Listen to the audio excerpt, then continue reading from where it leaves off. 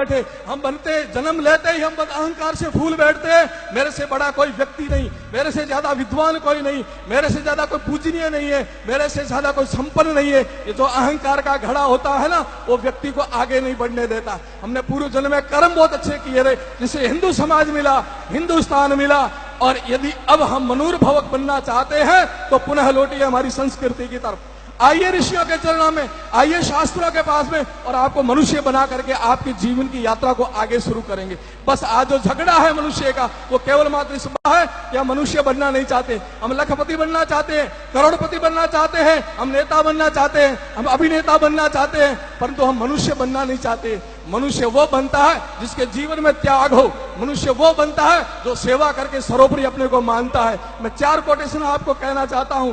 देवता कौन, ऋषि कौन, मनुष्य कौन, राक्षस कौन और दानव कौन। देवता वो यो ददाति स देव, वो जो सब कुछ देने की क्षमता रखते हुए देव होते हैं। रामदेव जी, बाबू जी, गोगा जी, अन्य कितनों के नाम ले लें, जिन्होंने धर्म, संस्कृति, गाय सबके लिए अपने प्राणों को न्योछावर किए हुए सब देवता आज लोक देवताओं के रूप में पूजे जाते हैं। मनुष्य कौन? आप कहेंगे हम सब लोग मनुष्य नहीं, मनुष्य वो नहीं जो यहाँ सेवा करोति सह मनुष्य, जो सेवा करने में अपने को सदा तत्पर रखता है, वो मनुष्य की श्रेणी में आता है। क्या हम लोग सेवा करते हैं? तो हम मनुष्य। सेवा करके भी सजना कभी भी फल मत चाहना। मैं ये कर रहा हूं, इसका मुझे फल मिल जाए, लोग मुझे पूछे, मेरा नाम रोशन हो जाए, पत्थरों में लिखा जाए, जगह जगह मुझे उच्चारित किया जाए, मेरे 3-3 पीढ़ियों के मैं नाम लिखा दूं। सेवा, ये सेवा नहीं होती है। सेवा के पीछे आप फल की इच्छा मत रखना, तो वो सेवा आपको बहुत बड़ा फल देगी। और सेवा करके यदि आप कुछ फल की चाह ना रखो तो वो सेवा सौदे में बदल जाएगी, वो सेवा सेवा नहीं रहेगी। तो मनुष्य बनना है तो सेवा करो। अब 2 श्रेणियां हमारी रही है, वो एक दानव और राक्षस। वो आज विश्व में सबसे ज्यादा है। कौन सी? दानव, यानी शोषण करने की जो प्रेरणा। भाई का भी खा जाऊं, पड़ोसी का खा जाऊं, दूसरे की दुकान अच्छी चल रही उसकी कैसे मैं डाउन कराऊं, ये जो वृत्तियां हैं, ये सारी की साथ दानव वृत्तियां होती है। ये मनुष्य की वृत्तियां नहीं है। शोषण करना, यह शोषण करोति सा दानव। और अंतिम में बात कहना चाहता हूं, जो वृत्ति हमारे अंदर पैदा होती है वो है राक्षस वृत्ति। आज दुनिया में सबसे कोई दुखी करने वाली वृत्ति है, सब दुनिया को हिला करके अंदर से बहुत प्रताड़ित करने वाली वो है, जो आप देखते होंगे व्हाट्सएप पर, आप देखते होंगे फेसबुक पर, किस प्रकार से घिनौनी हरकतें की जाती है, किस प्रकार लोगों को काटा जा रहा है, किस प्रकार गाय को और अबला को, अनाथ को किस प्रकार परेशान किया जाता। वो जो वृत्ति होती है वो राक्षस वृत्ति है। वो किसी जाति की वृत्ति नहीं होती, किसी समाज की वृत्ति नहीं होती। जो राक्षस होता है वो राक्षस ही रहता है। और आज हम सब लोग दुनिया में इन राक्षसों से परेशान हो गया। जगो ऋषियों की औलादे, जगो इन संतों के शिष्यों, जगो देवताओं की औलादे, इन राक्षसों के मुंह बंद करने हैं। इन राक्षसों को जवाब देना है कि मनूर्भव, मनुष्य बनो, तो पुनः भारत की धरती पर आओ, हिंदुस्तान की संस्कृति को स्वीकार करो, हिंदुत्व को स्वीकार करो। और अंत में मैंने कहा था कि गर्व से कहो हम राजस्थानी हैं। पूरे विश्व को देखो और एक भारत को देखो, बरोबर की बात है। मैं हम पूज्य बाप जी से निवेदन कर रहा था कि बाबू जी विदेश की यात्रा का प्रतापपुर जी कोई जरूरत नहीं है। क्यों? कि भारत पूरे को देख लो और पूरी दुनिया को देख लो। मैंने बाबू जी को प्रणाम करके कहा, मैंने बाबू जी बिल्कुल 100% सही बात है। भारत के अंदर कौन सा ऐसा क्षेत्र है, देखिए भौगोलिक स्थिति से, पठार यहाँ, नदियां यहाँ, जंगल यहाँ, बर्फ यहाँ, रेगिस्तान यहाँ, 12 मास बरसात होने वाला क्षेत्र यहाँ। दुनिया में ऐसा कोई देश नहीं। भारत को देख लो, पूरी दुनिया को देख लिया। ठीक इस प्रकार यदि भारत को देखना है तो सबसे पहले राजस्थान को देख लो आप।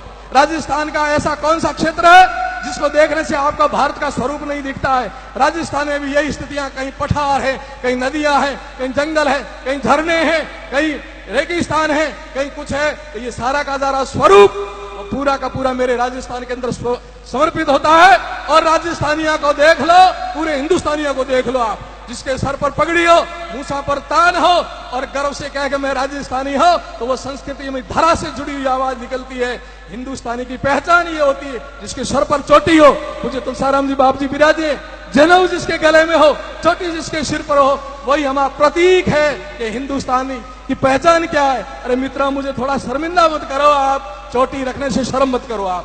चोटी आपके पुरखों ने बड़ी मेहनत से पाई थी, क्या मेहनत की उन्होंने दुनिया को दिशा दी, दुनिया को रास्ता बताया कि मनुष्य बनना तो ऐसे जाओ। तो पूरे दुनिया के सभी संत कहो या फिलोसोफर कहो, उन्होंने कहा दुनिया में यदि सर्वश्रेष्ठ कोई धर्म है और सर्वश्रेष्ठ कोई समाज है तो हिंदू समाज है। इसको तगमा कौन सा दिया जाए, इसको कौन सा पदक दिया जाए, क्या भारत रत्न दिया जाए, परमवीर चक्र दिया जाए? तब सभी मनुष्यों ने कहा नहीं, इनको ऐसा पदक दिया जाओ सबसे ऊंचा, यानी चोटी दी जाए, सबसे ऊपर हिंदू संस्कृति को बैठाया जाए, यानी सर पर चोटी, यानी सबसे ऊपर है। इतनी परिश्रम करके ली हुई है चोटी, इतना बड़ा तगमा लिया हुआ, और हम यूं ही कटाते जा रहे, फैशनेबल बने जा रहे। नहीं, फैशन तो चोटी रखने में अपना वो पूर्वजों की दी हुई चीज चोटी गर्व से रखो, जनेऊ गर्व से धारण करो, तिलक गर्व से लगाओ, घर में पवित्रता बनाए रखो। और अंततः मैं कहना चाहता हूं कि यदि मनुष्य बने रहना है और केवल मात्र अपने को बचना है तो एकमात्र बात है, खुद पर गर्व करो, अपनी संस्कृति पर गर्व करो और अपने बच्चों को उस रास्ते पर चलाओ।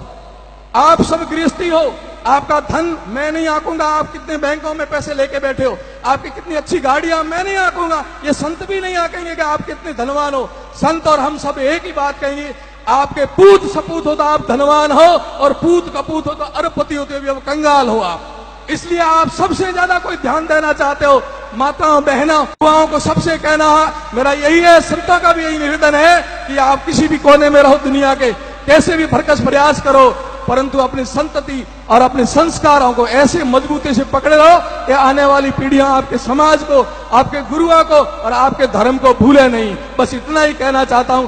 बाकी आपकी जो तपस्या, लग्न, आपकी निष्ठा और मेहनत देकर के हम सब लोग गदगद हैं। कहाँ राजस्थानी भाषा, कहाँ या मलयालम भाषा, कितनी उठपटी ज्यादा, और आप इतने फर्राटेवन बोल रहे हो, ये गजब कर दिया आपने। कहां से कहां आकर के कितनी मेहनत की। पुनः आपको बहुत बहुत बधाई देता हूं, मातृशक्ति को प्रणाम, संतों के चरणों में वंदन करते हुए मैं बहुत बहुत आशीर्वाद लेना चाहता हूं कि हमारा समाज, हिंदू समाज, हिंदुस्तान और ये राजस्थान ऐसे ही उन्नति करता रहे। बोलिए भारत माता की, सनातन धर्म की, गौ माता की, अनंत कोटि संत महात्माओं की बहुत बहुत शुभकामना, बहुत बहुत धन्यवाद।